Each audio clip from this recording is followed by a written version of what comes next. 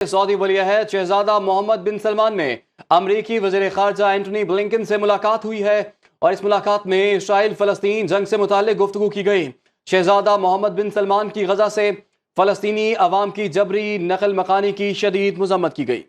اسی پر ہی مزید بات کرنے کے لیے ہمیں جوائن کیا ہے پاکستان علماء کونسل کے چیئرمین علامہ طاہر اشرفی صاحب نے۔ سر بہت شکریہ وقت دینے کے لیے۔ سر اس جنگ کو روکنے کے لیے اور ثالثی کا کردار ادا کرنے کے لیے عالمی برادری کافی متحرک ہے، اور آج سعودی ولی عہد شہزادہ محمد بن سلمان کی ملاقات ہوئی ہے امریکی وزیر خارجہ سے، تو کیا اس ملاقات کے بعد جو ثالثی کی کوشش ہے یا جو جنگ بندی کی کوشش ہے وہ ممکن ہو سکے گی؟ بسم اللہ الرحمن الرحیم، نحمدہ ونصلی ونسلم علی رسولہ الکریم۔ دیکھیے، گزارش یہ ہے کہ سعودی عرب کا جو موقف ہے وہ بڑا واضح ہے، اور سعودی عرب کے اس موقف کے ساتھ اس مرتبہ تمام جو اہم ممالک ہیں، مصر ہے، اردن ہے، پاکستان ہے، ترکی ہے، قطر ہے، وہ سارے، ایران ہے، وہ سب کھڑے ہیں۔ اور وہ موقف یہ ہے کہ یہ جو اسرائیلی جارحیت ہے، بے گناہ لوگوں کا قتل عام ہے،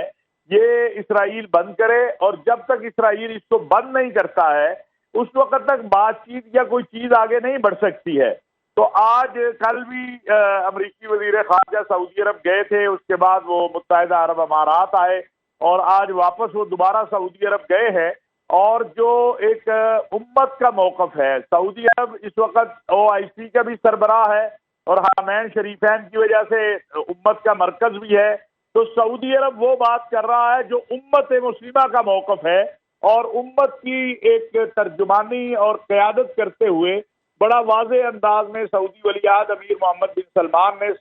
امریکی وزیر خارجہ پر واضح کر دیا ہے کہ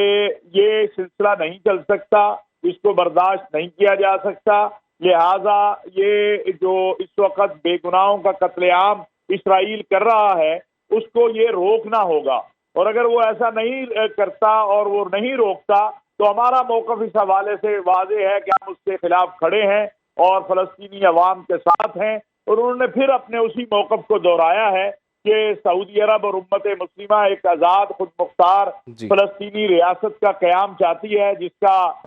دارالخلافہ القدس شریف ہو۔ تو میں سمجھتا ہوں کہ یہ جو آج کی ملاقات ہے جو اب سے تھوڑی دیر پہلے ہوئی ہے، اس کے حوالے سے دنیا بہت زیادہ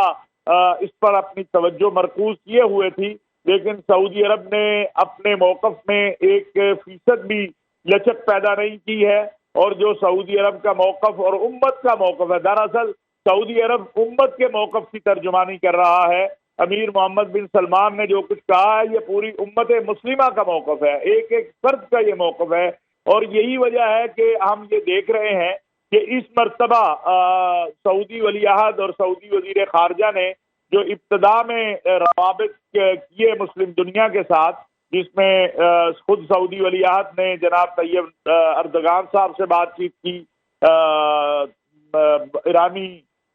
پریزیڈنٹ سے بات کی، اسی طرح اردن اور مصر کے، اور پھر عالمی دنیا میں فرانس کے اور باقی لوگوں سے، اور سعودی وزیر خارجہ نے اب تک وہ روابط کر رہے ہیں، اور اسلامی تعاون تنظیم کے وزراء خارجہ کا 18 تاریخ کو اجلاس بھی بلایا ہے۔ اس وقت امت میں کوئی اختلاف نہیں ہے اس موقف کے اوپر کہ اسرائیلی جارحیت کے خلاف پوری امت مسلمہ ایک ہے، اور سعودی عرب جو ہے ایک اس کی ترجمانی بھی کر رہا ہے، قیادت بھی کر رہا ہے، اور یہ امید کی جا رہی ہے کہ اس موقف کے نتیجے میں انشاءاللہ مستقبل قریب میں اگلے 24 گھنٹے میں کوئی بڑا بریک تھرو ہوگا، جن میں سب سے پہلا کام تو یہ ہوگا کہ جو امداد ہے، لیڈرز کی ملاقاتوں کا سلسلہ جاری ہے اور آنے والے دنوں میں بہت بڑا بریک تھرو ہو سکتا ہے۔ ہمارے ساتھ چیئرمین پاکستان علماء کونسل مولانا طاہر اشرفی صاحب موجود ہے۔ سر آپ کا بہت شکریہ۔